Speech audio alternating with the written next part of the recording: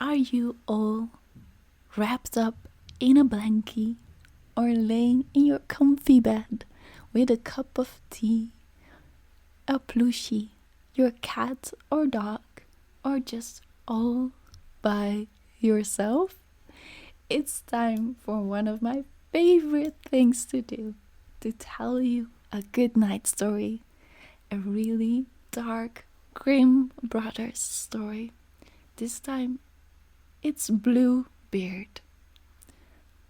I hope you're all ready. Get nicely tucked in. And here we go.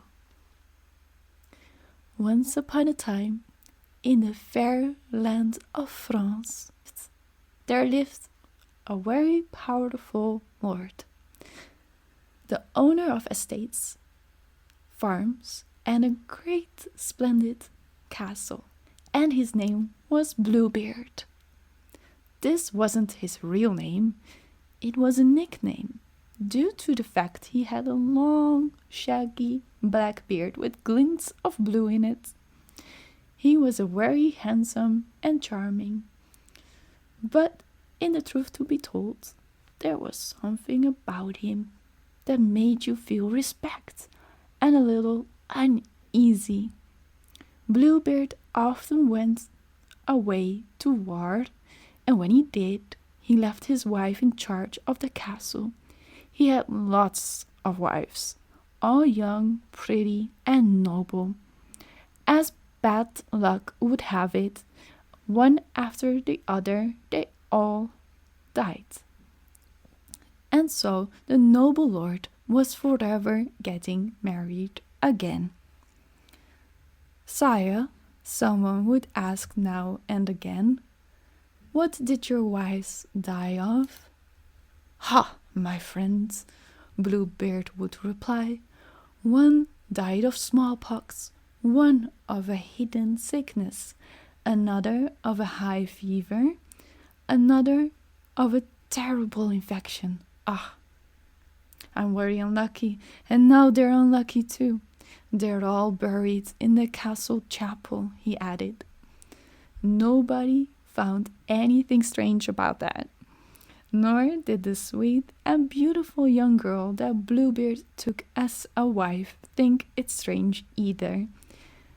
She went to the castle accompanied by her sister Anna, who said, "Oh, aren't you lucky marrying a lord like Bluebeard?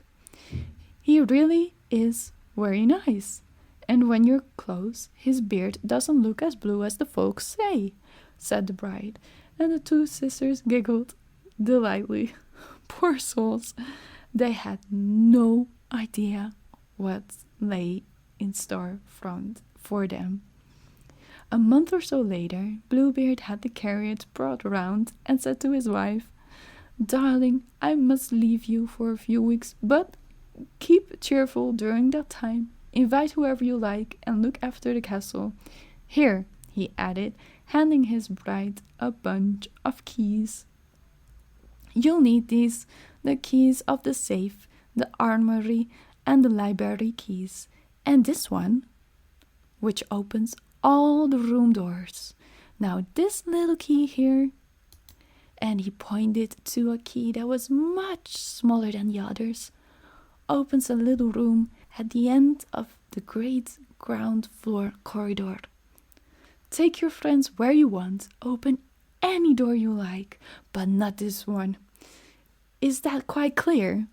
repeated Bluebeard. "Not this one. Nobody is allowed to enter that little room, and if you ever did go into it, I would go into such a terrible rage that it's better that you don't." "Don't worry, husband," said Bluebeard's wife as she took the keys. "I'll do as you say." After giving her a hug, Bluebeard got into his carriage, whipped up the horses, and off he went. The days went by. The young girl invited her friends to the castle and showed them around all the rooms except the one at the end of the corridor. "Why shouldn't I see inside this little room?" "Why? Why is it forbidden?" Well, she thought about it so much that she ended up bursting with curiosity. until one day she opened the door and walked into the little room. Of all ghastly horrors, inside, hanging on the wall, were the bodies of Bluebeard's wives. He had strangled them all with his own hands. Terror-stricken, the girl ran out of the room, but the bunch of keys slipped from her grasp. She picked them up without a glance and hurried to her own room, her heart thumping wildly in her chest. Horrors! She was living in a castle of the dead. So that is what happened to the Bluebeard's other wives.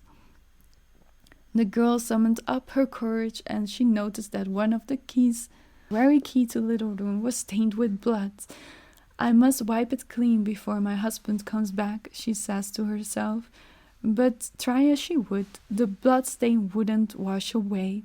She washed, she scrubbed, and she rinsed it, all in vain, for the key was still red. That very evening, Bluebeard came home. Just imagine the state the poor wife was in. Bluebeard did not ask his wife for the keys that same evening, but he remarked, "You look a little upset, darling. Has anything nasty happened?" "Oh, no, no. Are you sorry I came back so soon?" "Oh, no, I'm delighted." But that night, the bride didn't sleep a wink. Next day, Bluebeard said, "Darling, give me back the keys." And his wife hurriedly did so. Bluebeard remarked, "There's one missing, the key to the little room." "Is there?" said the young girl, shaking. "I must have left it in my room." "All right, go and get it." But when Bluebeard's wife put the key into his hands, Bluebeard turned white and in a deep, hoarse voice demanded, "Where is the key stained with blood?" I don't know," stammered his wife. "You know very well," he retorted. "You went into the little room, didn't you? Well, you'll go back again, this time for good. Along with the other ladies in there, you must die." "Oh no, I pray you." "You must die," he repeated. Just then there was a knock at the door, and Anna, Bluebeard's wife's sister, entered the castle. "Good morning," she said. "You seem rather pale." "Not at all. We were quite well," replied Bluebeard. His wife whispered in his ear, Please give me 10 minutes to live." Bluebeard replies, "No, not more than 10. The girl ran to her sister, Anna, who'd gone up to one of the towers, and asked her, "Anna, do you see our brothers coming? They promised they would come and see me today." But Anna replied, "No, I don't see anyone. What's wrong? You look agitated." "Anna, please," said the shaken girl. "Look again. Are you sure you can't see someone?" "No," said her sister. "Only 1 or 2 peasants." Just then the voice of Bluebeard boomed up to them. "Wife, you're tied up. Come here." "I'm coming," she called, but then said to her sister, "Oh, Anna, aren't our brothers coming?" "No," replied Anna. Again Bluebeard shouted up, "Come down at once, or I'll come up." Trembling like a leaf, his wife went downstairs. Bluebeard was clutching a big knife, and he grabbed his bride by the hair. "Sister, I can see 2 horsemen coming," called out Anna from the tower that very moment. Bluebeard made a horrible face. "They too will die." His wife knelt to implore, Please don't kill me. I'll never tell anyone what I saw. I'll never say a word." "Yes, you will never say a word for eternity," snarled Bluebeard. Raising his knife, the poor girl screamed, "Have pity on me." But he fiercely replied, "No, you must die.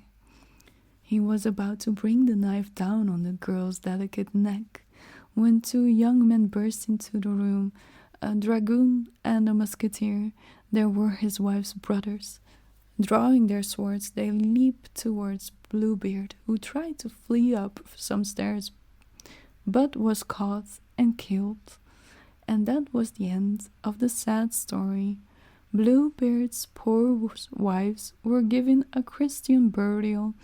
The castle was completely renovated, and the young widow, some time later, married a good and honest young man who helped her to forget the terrible adventure, and the young lady completely lost all her sense of curiosity. I hope you enjoyed another new dark fairy tale, and I wish you a very sweet, gentle rest for tonight. Take care, you gentle soul. Till the next time.